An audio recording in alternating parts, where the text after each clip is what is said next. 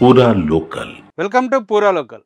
Facebook, X, Instagram, యూట్యూబ్లతో సహా ఇతర ప్లాట్ఫారంలలో కంటెంట్ను నియంత్రించాలనే లక్ష్యంతో కొత్త సోషల్ మీడియా విధి విధానానికి ఉత్తరప్రదేశ్ కేబినెట్ ఆమోదం తెలిపింది.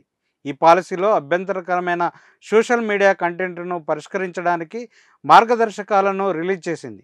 ఈ కొత్త విధానం ప్రకారం దేశ వ్యతిరేక కంటెంట్ను పోస్ట్ చేయడం తీవ్రమైన నేరంగా పరిగణించింది. ఇలాంటి కంటెంట్ వల్ల 3 సంవత్సరాలు జైలు శిక్ష నుంచి జీవిత ఖైదు వరకు జరిమానా విధించే అవకాశం ఉంది. ఇంతకుముందు ఇలాంటి చర్యలకు పాల్పడిన వారికి గోప్యత ఉల్లంఘనలు, సైబర్ టెర్రరిజంతో వివరించే ఇన్ఫర్మేషన్ టెక్నాలజీ చట్టంలోని సెక్షన్లు 66E, 66F కింద నమోదు చేసేవారు.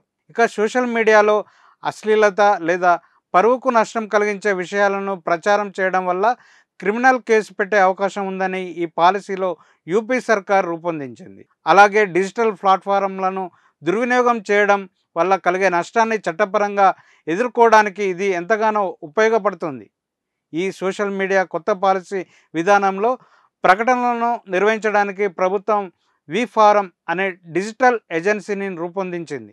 ఇందులో వీడియోలు, ట్వీట్లు, పోస్టులు, రీళ్లను ప్రదర్శించడానికి ఏజెన్సీ వి-ఫారం బాధ్యత వహిస్తుంది. అలాగే సోషల్ మీడియా ప్లాట్ఫారంలలో ఖాతా హోల్డర్లు, ఆపరేటర్లకు చెల్లింపు పరిమితులను కూడా నిర్దేశించింది.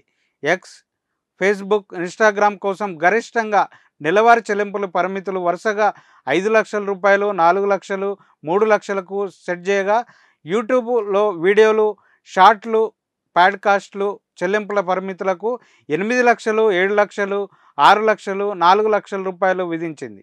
ఇది ఇప్పుడున్న అప్డేట్. మరిన్ని అప్డేట్స్తో మళ్ళీ కలుసుకుందాం. చూస్తూనే ఉండండి పూరా లోకల్.